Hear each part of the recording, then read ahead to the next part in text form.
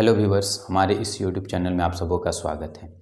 हम लोग आज इस वीडियो के माध्यम से मुंडा शासन व्यवस्था झारखंड जीके से संबंधित टॉपिक मुंडा शासन व्यवस्था टॉपिक का यहाँ पे हम लोग अध्ययन करेंगे, जिसके अंतर्गत हम लोग जानते हैं कि झारखंड में लगभग कितनी जनजाति पाई जाती है। तो 33 जनजाति झारखंड में मान्यता रूप में अभी 33 जनजाति पाई जाती है, जिसके अंतर्गत एक जनजाति आती है। वो कौन है? मुंडा। इस मुंडा जनजाति की जो शासन व्यवस्था है, उस शासन व्यवस्था का हम लोग आज अध्ययन करेंगे। तो उससे पहले हम लोग जानते हैं कि मुंडा जो शासन व्यवस्था का अध्ययन हम लोग इस टॉपिक के अंतर्गत करेंगे, तो हम लोग ये जानेंगे कि झारखंड में किन किन क्षेत्रों पर मुंडा का विस्तार था, किन किन क्षेत्रों पर मुंडा शासन मुंडाओं के द्वारा विस्तार किया गया था। तो मुंडा का अगर क्षेत्र की बात करें हम लोग, तो उसके अंतर्गत रांची, खूंटी, सिमडेगा, लोहरदगा, गुमला, यानी कि अगर हम लोग देखें तो छोटा नागपुर के क्षेत्रों पर क्या था? मुंडाओं का विस्तार था। इन क्षेत्रों पर मुंडाओं के द्वारा अपनी शासन व्यवस्था, अपनी जो क्षेत्र विस्तार किए थे उस पर शासन करने के लिए उन लोगों के द्वारा व्यवस्था एक बनाई गई, जिसके माध्यम से उन्होंने इन क्षेत्रों पर अपना शासन किया। तो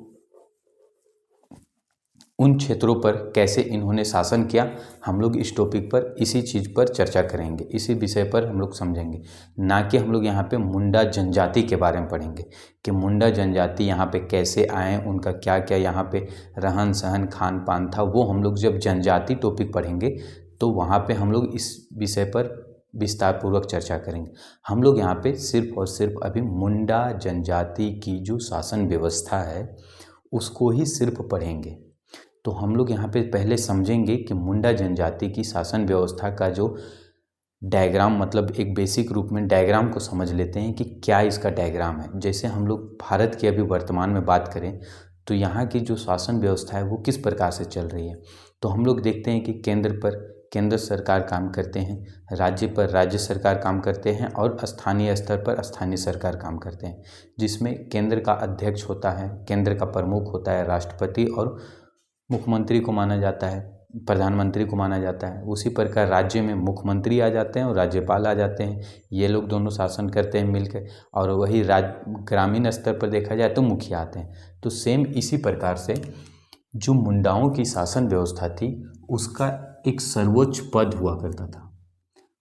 उस सर्वोच्च पद के अंतर्गत बहुत सारे पढ़ा आते थे और इस पढ़ा के नीचे आते थे ग्राम पंचायत, और इसी ग्राम पंचायत के अंतर्गत बहुत सारे ग्राम आते थे।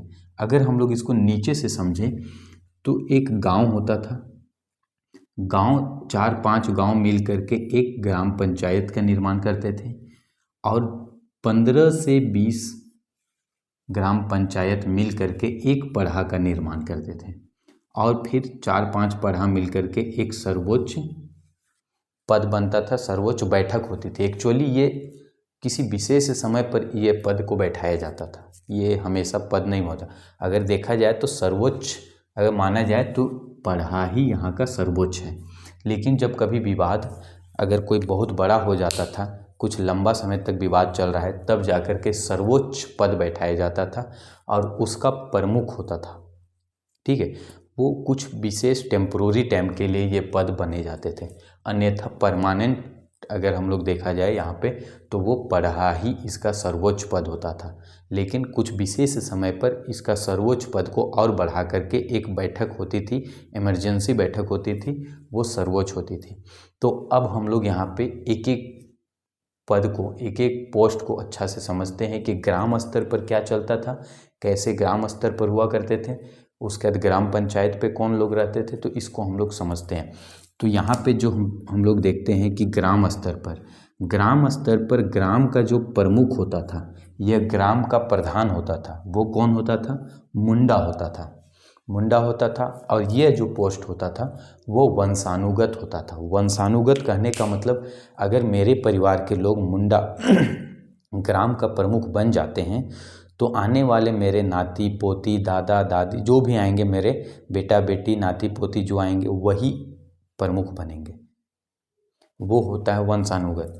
तो ग्राम का जो प्रमुख होता था वो मुंडा होता था और इसका कार्य होता था ग्राम स्तर पर टैक्स वसूलना, लगान वसूलना और ग्राम की जो विधि व्यवस्था, गांव के अपने गांव की जो विधि व्यवस्था है उसको बनाए रखने का काम किसका होता था?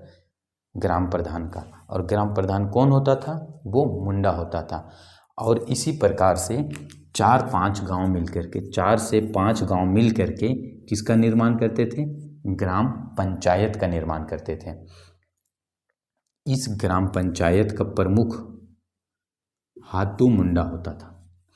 इसी मुंडाओं में से कोई एक मुंडा को अगर मान लिया जाए 4-5 ग्राम के प्रमुख मुंडा एकत्रित हो गए, उसी में से कोई एक प्रमुख को बना दिया जाता था हातू गुंडा। हातू का अर्थ होता है पंचायत। ये भी आप लोग याद रखिएगा, एग्जाम में सीधे सीधे शब्दों से भी प्रश्न उठा के पूछ दिए जाते हैं कि हातू का अर्थ, मुंडा जाति में हातू का अर्थ, मुंडा शासन व्यवस्था में या मुंडा जनजाति में हातू का अर्थ क्या होता है? तो हातू का अर्थ होता है पंचायत। और हातू का प्रमुख कौन होता था? हातू मुंडा होता था। और 20 से 25 यानी कि 15 से 20 मान लिया जाए, ये जो 15 से 20, 20 से 25 ये जो डाटा हम लिख रहे हैं ये एक्चुअली कहीं कहीं पे आप लोग जब बुक पढ़िएगा तो वहाँ पे कहीं पे ये 15-20, कहीं 20-25, कभी 35 भी दे सकता है। तो ये अपना कॉमन सेंस थोड़ा देख लीजिएगा कि किस पर वेरी करता है। तो ये 15 से 20 ही एक मान्य रूप में माना जाता है कि 15 से 20, कहीं पे 25-30 भी दे देगा तो गड़बड़ाने की बात नहीं है कि यहाँ पे 15-20, मतलब समझने की बात है। अगर कभी क्वेश्चन आ भी जाता है तो आप लोग इसी के आगे पीछे वाला ऑप्शन को ही आंसर कीजिएगा। ऐसा ना हो कि ऑप्शन में 4-5 अगर दे दे तो 4-5 को ना दे करके 15 से 20 जब गाँव मिल जा, पंचायत ग्राम पंचायत मिलते थे तब जा कर के पढ़ा का निर्माण होता था। 15 से 20 ग्राम पंचायत मिल करके किसका निर्माण करते थे? पढ़ा का निर्माण करते थे। और ये पढ़ा जो होता था वो मुंडा जनजाति का सबसे सर्वोच्च पोस्ट होता था। सबसे सर्वोच्च पोस्ट अगर देखा जाए तो परमानेंट रूप में चलने वाला पढ़ा होता था। पढ़ा का जो प्रमुख होता था उसको कहते थे मानकी। पढ़ा का जो प्रमुख होता था उसको क्या कहते थे? मानकी कहते हैं। और मानकी जो है ये भी एक वंशानुगत पोस्ट है। वंशानुगत यानी कि अगर किसी परिवार में एक व्यक्ति को मानकी चुना गया तो आने वाला उसका 10-15 पीढ़ी मानकी ही बना रहेगा, तो उसी को वंशानुगत कहते हैं। तो ये भी प्रश्न आता है कि मानकी का जो पोस्ट है क्या वो वंशानुगत है या नहीं है? तो ये वंशानुगत पोस्ट होते हैं। अब इसका कार्य क्या होता था? पढ़ा के जो प्रमुख होते थे इसका कार्य क्या होता था या इसकी बैठक कब होती थी? तो इसकी जो बैठक होती थी और इसका जो कार्य होता था, इसका जो कार्य होता था जैसे ग्राम में कोई विवाद हो गए, किसी का बकरी पठरू छेगरी मुर्गी चोरी हो गया, किसी का अंडा चोरी हो गया, तो वो सब क्या हो गया, यहाँ पे विवाद को निपटाने का काम कौन करता? मुंडा। मुंडा के द्वारा उस सब विवादों को निपटाया जाता। लेकिन कभी क्या हो जाता, एक ही रंग का 7 गो बकरी चोरी हो गया। अब वो लोग मिल तो जाता है लेकिन उसको बांट नहीं सक रहा है कि कौन छेगरी किसका है। तब क्या हो जाता, वो लोग विवाद एकदम सुलझने वाला ही नहीं है। मान लिया जाए एक रंग का 7 गो बकरी था, वो चोरी हो गया और चोरी होने के बाद 7 मिल गया। अब सब एक ही रंग का था। अब सब को डिसाइड करने में ये कंफ्यूज हो गए कि ये 7 रंग में कौन किसका है। तब ये विवाद क्या हो गया, एक लंबे टाइम तक चलने वाला विवाद हो गया। तो वैसे विवाद सीधे सीधे चल जाते थे कहाँ पे, जब यहाँ पे सॉल्व नहीं होते तो वो पढ़ा का जब बैठक होता था तो वैसे विवादों का निपटारा यहाँ पे होता था। यह कोई टैक्स वगैरह नहीं दे रहा है, लगान वगैरह नहीं चुका रहा है, बहुत लंबे समय से नहीं चुका रहा है, गाँव का रंगदार बन जाता है बीच में और वो मुंडा को धमका रहा है, तब जा कर के उसका विवाद कहाँ जाएगा, पढ़ा के पास जाएगा। मतलब सिंपल सी अगर हम लोग बातों में समझें तो जो विवाद ग्राम में नहीं सॉल्व होता था, जो विवाद का सॉल्यूशन गांव में नहीं होता था, वैसे विवाद उठ करके कहाँ जाएंगे, सीधे सीधे पढ़ा में। जैसे अगर अभी के समय में देखें कि अगर कोई विवाद हम लोग जिला कोर्ट पे डालते हैं, यहाँ से अगर हम लोगों को पसंदीदा अपना रिजल्ट नहीं मिलता है, अपना सुनवाई नहीं होता है, तो हम लोग हाई कोर्ट जाते हैं। हाई कोर्ट में भी अगर हमारे पक्ष में सुनवाई नहीं होता है तो हम लोग सुप्रीम कोर्ट जाते हैं। तो वैसा ही यहाँ पे ग्राम में जब कोई विवाद आया, सुनवाई हुआ, उसके पक्ष में नहीं आया तो वो सीधे चला जाएगा पढ़ा पर जाता था।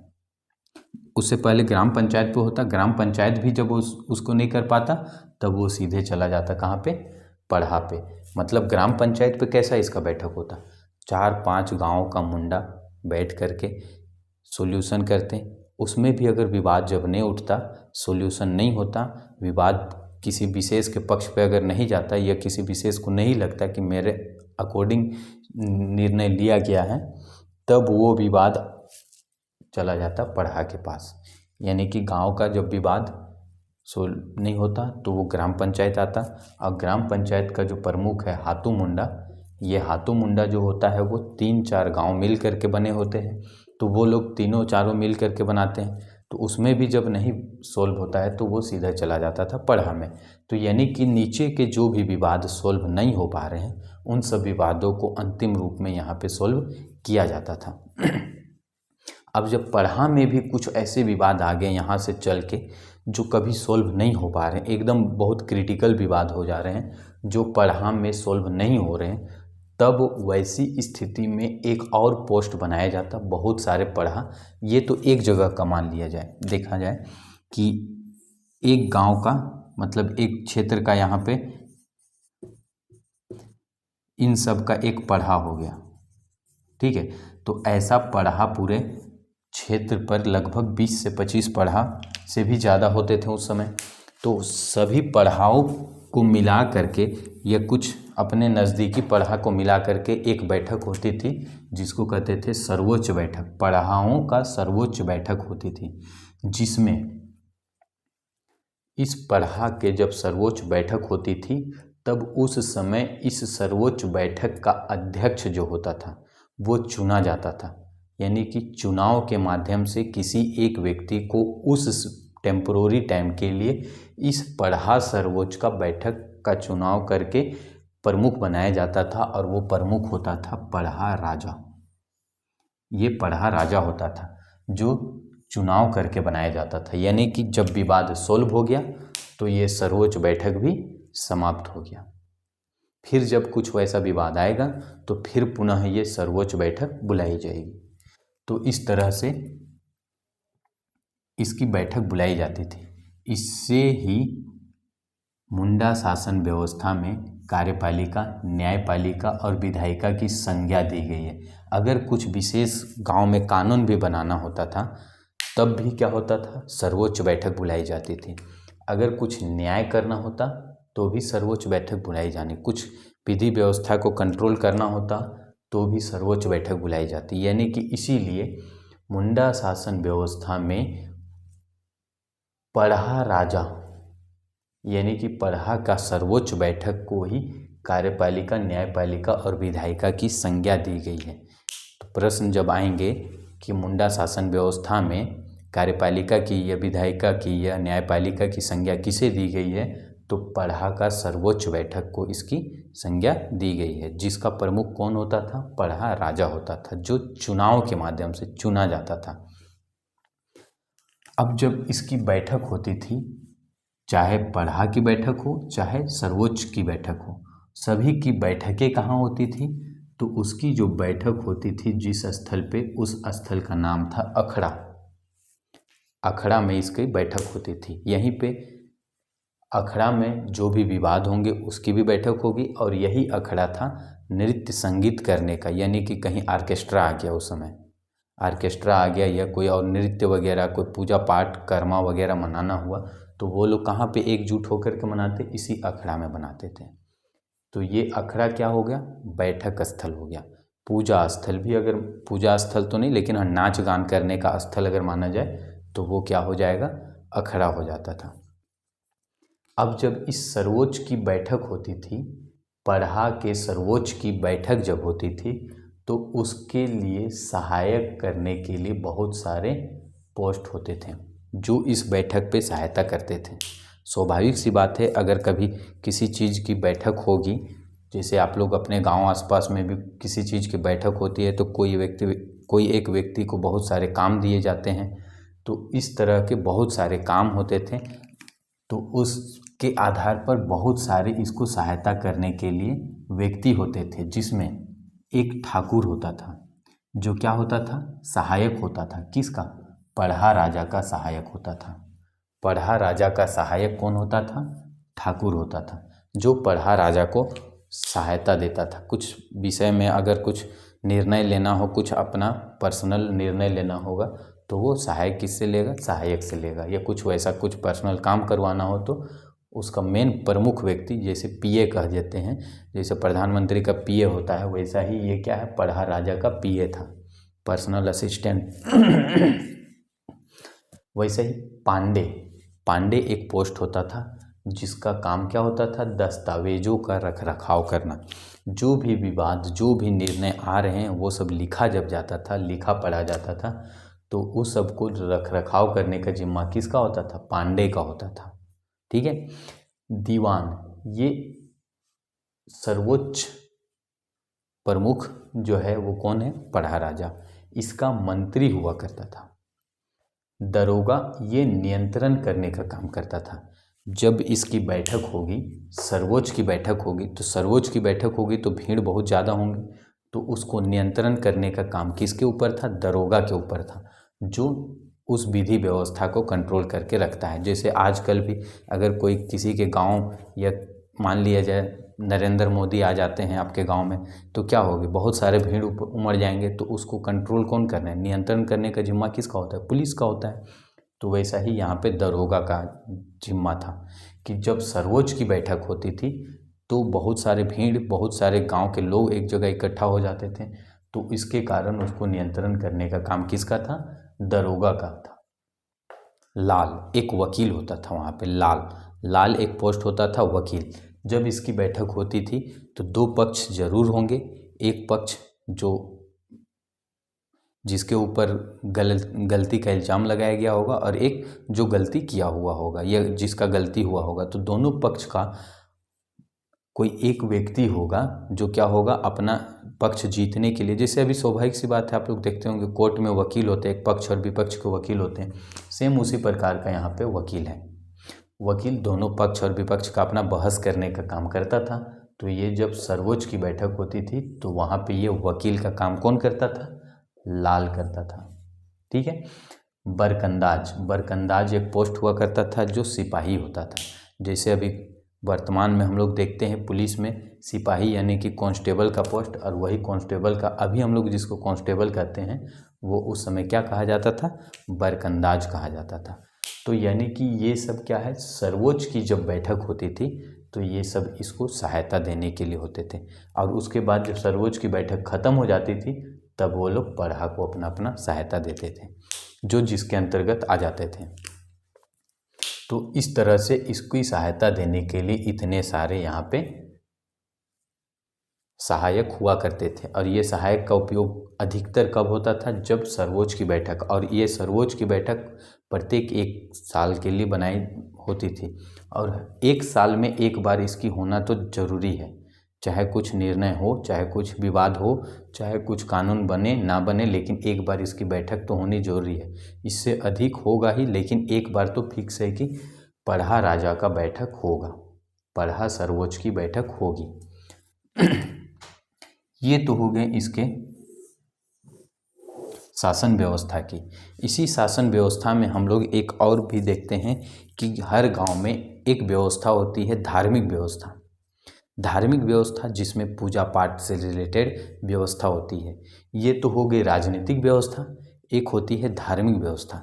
धार्मिक व्यवस्था में धार्मिक का प्रमुख जो होता था, धर्म पूजा पाठ कराने का जो प्रमुख होता था वो होता था पहान।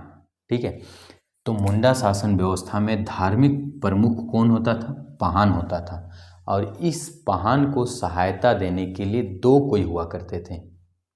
एक जैसे आजकल अगर आप लोग देखे होंगे आपके गांव आसपास में, अगर किसी के घर में मुड़ना या किसी का घर में पार्टी वगैरह चल रहा है तो एक ठाकुर को देखे होंगे जो क्या होता है सबके घर में जाकर के न्योता देता है कि आज फलाना का घर में मुर्गा कटा है, खस्सी कटा है, पार्टी है, बुलावा आया है।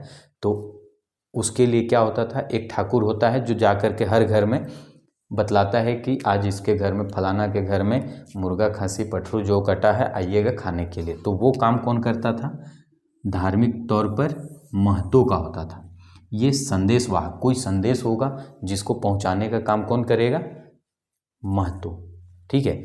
और पाहन को पूजा पाठ में सहायता देने के लिए, पूजा पाठ में सहायता देने के लिए पुजार या पनभरा, जिसको पुजार या पनभरा कहते हैं, वो यहाँ पे होते थे। तो पुजार और पनभरा क्या काम करते थे, पूजा पाठ में सहायता देते थे।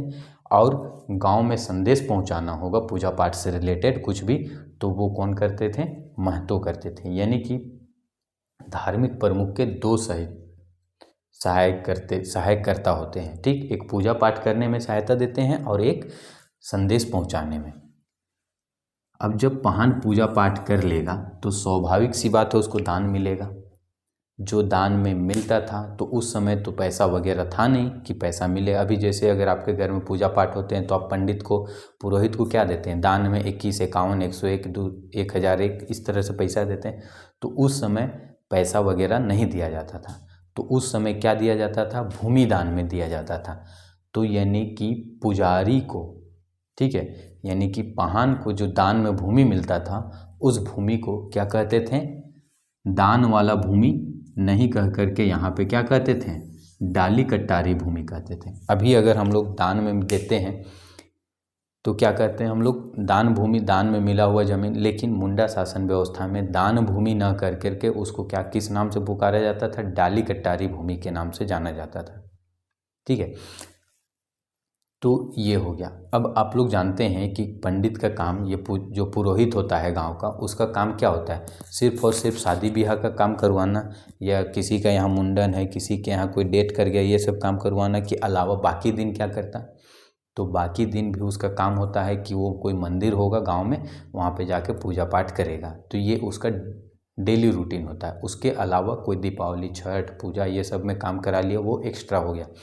तो उसी प्रकार उससे जो दान मिल जाता था वो डाली कटारी हो जाता था। लेकिन पंडित लोगों को, यानी कि जो धार्मिक प्रमुख होते थे, उसको एक और भूमि मिलता था जो पूजा पाठ करने के लिए मिलता था, जिसको भूत खेता कहते थे। भूत खेता, यहाँ पे क्या है, जैसे कोई गांव में किसी को जादू टोना वगैरह कुछ कर लिया, तो उसके लिए क्या होता था, पूजा करने के लिए एक भूमि अलग से गांव में रख दी जाती थी, जहाँ पे पूजा पाठ, यानी कि जितना गलत काम, जिस जादू टोना डाइन बिसाही ये सब जितना इसके गलत काम होते हैं, वो सबको भगाने का काम करने के लिए क्या होता था, एक अलग से भूमि निर्धारित की जाती थी, जिसका नाम क्या था, भूत खेता भूमि था। इसी में ये पाहन जो है वो क्या करते थे, पूजा पाठ करते हैं। और इस भूमि से जो उपज होता, बाकी दिन जो उपज होता था इस खेत से, उस खेत उपज से ही वहाँ का जो पूजा पाठ की जो विधि व्यवस्था है वो संपूर्ण वहाँ पे करते हैं। यानी कि इस खेत पर खेती भी करता था पाहन, और उसके बाद क्या होता है, ये खुद करे या किसी और से कराए, और यहाँ से जो उपज होता था उसको उपयोग क्या होता था, धार्मिक कार्य पर ही उसको उपयोग में लाया जाता था, पूजा पाठ वगैरह में। तो एक चीज़ और यहाँ पे हम लोगों को कुछ शब्दों को समझना है, जैसे खूट कट्टीदार। तो खूट कट्टीदार जो होता है, जिसका अर्थ होता है मालिक। खूट का अर्थ होता है परिवार, ठीक है, और खूट कट्टी का अर्थ होता है जमीन को साफ करने। ठीक है, कुछ ज़मीन को साफ कर, जंगल था, जंगल को काट करके जब साफ कर लेते हैं, तो साफ करके जो क्षेत्र पर खेती कर रहे हैं उस क्षेत्र को क्या कहते हैं, खूट कट्टी कहते हैं। और उसका जो मालिक होता था उसको खूट कट्टीदार कहते हैं। ठीक है, मालिक को खूट कट्टीदार कहते हैं। और खूट का अर्थ क्या होता है, खूट का अर्थ परिवार होता है, क्योंकि ये खूट कट्टी जो है वो एक पूरा परिवार का होगा। कोई एक व्यक्ति का विशेष का नहीं होगा, वो एक पूरा परिवार का होगा, इसीलिए ये खूट कट्टी कहलाता। खूट का अर्थ परिवार, कट्टी का अर्थ जमीन, खूट कट्टी मतलब, और खूट कट्टीदार उसका मालिक को खूट कट्टीदार कहते हैं। उस जमीन का जो मालिक होगा उसको खूट कट्टीदार कहते हैं। तो इस तरह हम लोगों का मुंडा शासन व्यवस्था की जो यहाँ पे मुंडा शासन व्यवस्था है वो सारा कंप्लीट होता है। इतना ही सिर्फ मुंडा शासन व्यवस्था के अंतर्गत हम लोगों को जेपीएससी के सिलेबस के अकॉर्डिंग